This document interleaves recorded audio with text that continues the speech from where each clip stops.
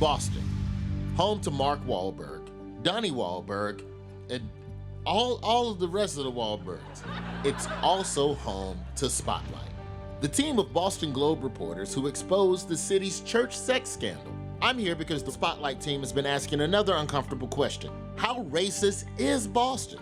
For decades, people have called Boston racist for numerous reasons. The Red Sox were the last baseball team to integrate. Bostonians violently resisted desegregation. Even in 2017, fans at Fenway Park called Adam Jones the N-word. And all this got Spotlight curious. Reporter Akilah Johnson. So we wanted to look at why does Boston have the racist reputation and why does it deserve it? How do you measure racism? Well, you do it in a variety. Like how many times the N-word is said in a day? Like a negrometer? Like a negrometer? No. N-word meter? No. Okay. So one study we found showed that the median net worth of white families in Boston was $247,500. Compare that to the median net worth of black families in Boston, which was $8. Like counting in thousands? Like $8,000? No, just $8. $8. That's not even a grande soy latte. In essence, net worth is what you own minus what you owe. And black folks in Boston don't own a lot. That's not even enough for a foot long with the drink. You know, racism is more than just attitude. That's not even enough to buy 11 donuts. This is one example of what structural racism looks like. I'm sorry. I eat when I get sad about social inequality. If Boston is the cradle of equality, Spotlight wants to know why black enrollment at many of Boston's universities hasn't really gone up in 30 years, or why there's so little diversity in boardrooms and hospitals, or how among 8 major cities, black people voted Boston the least welcoming to people of color. Surely the people of Boston must be feeling all that structural racism. To find out, I went to one of the city's most beloved cathedrals, Fenway Park.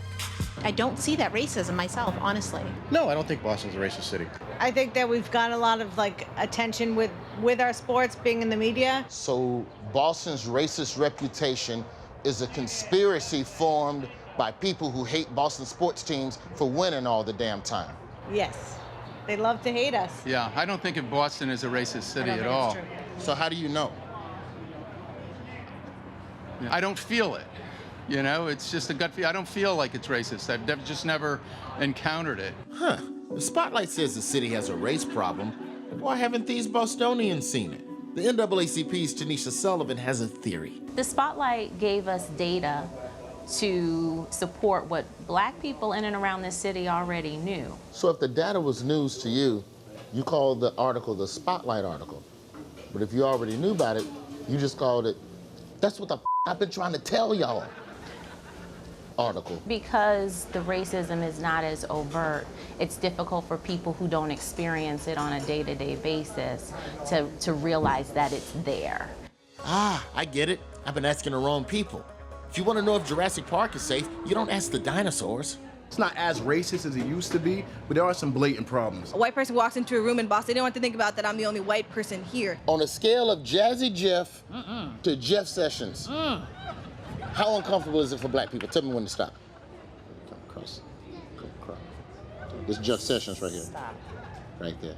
So about, what's that, about 60, 70% comfortability. Not quite, hey boy, go home, but definitely know not. Your What's neighborhood, know where you are allowed, know where you're wanted. It's hard to fix a problem you can't see. To help this city recognize structural racism, maybe I just need to use the one thing that brings all Bostonians together. Sports. Sports, yeah. Celtics, probably. Sports teams, we're winners, is what we do. I just need to get this city of champions hyped about finally winning at the one thing they suck at. We're about treating people with respect. Yeah! Which city treats black people the best? Boston!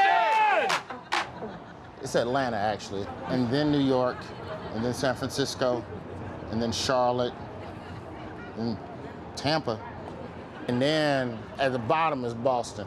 What these people really needed was a mascot, so I gave them one. Introducing Wokey the Walrus. Who's got the best baseball? Boston! Who's got the best football? Boston! Who's number one in creating a system where structurally black people don't always get the same opportunities? It's working already. See, Boston, feels good to be honest. Fighting structural racism is going to be exhausting, but if white people are willing to put in the legwork, we'll get there.